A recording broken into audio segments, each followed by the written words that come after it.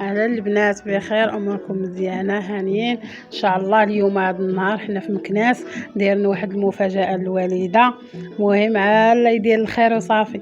واحد اختي مسكينه كانت 5 سنين هذه في الغربه وسهل عليها الله، دارت وريقاتها مسكينه كي هزاتهم فكرات في الوالده وفينا حنا الاولين جات.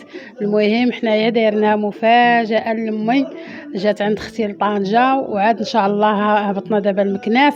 راه ما فرش الوالده كاع مره ما قلناهاش ليها، لا جات لا باقه لا والو، فراسها راه هزت الوريقات، ولكن قلنا ليها حتى شهر 12 عاد تجي، وهي جات في شهر 11.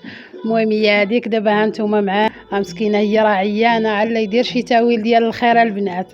اطلبوا معاها ودعيوا معاها ربي بالشفاء، راه عيانه شويه. يلا البنات انتوما معانا في كل شيء.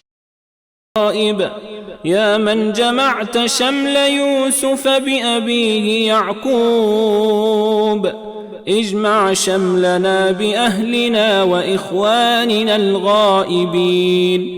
اللهم رد كل غائب إلى وطنه سالما غانما، يا سميع يا مجيب، يا كاشف البلوى ويا سامع كل نجوى، يا مجيب الدعاء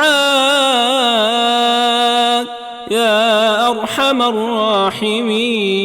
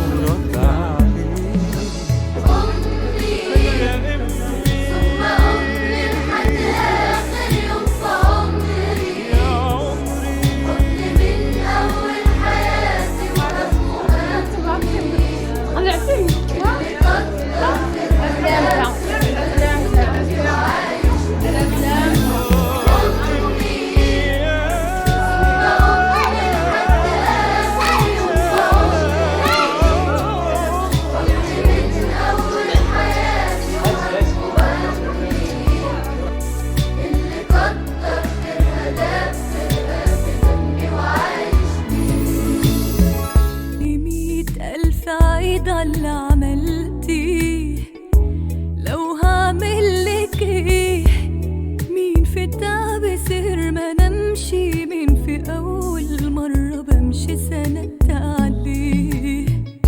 لو هعملك ايه تستاهلي 100,000 عيد على اللي عملتيه. لو هعملك ايه مين في التعب سهر ما نمشي، مين في أول مرة بمشي سنة تعدي. ثم أمي لحد آخر يوم في عمري، حضن من أول حياتي وهدي، اللي كتر خيرها دافئ وعايش أمي. ثم أمي لحد آخر يوم في عمري،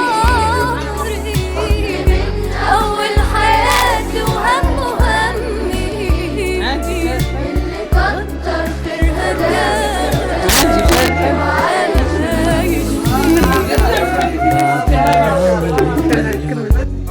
أعمل إيه يوم في اللي وصلتيني ليه، بعد اللي عملتيه، من حنانك من سماحتك الجنة تحتك، ده اللي ربنا قال عليه.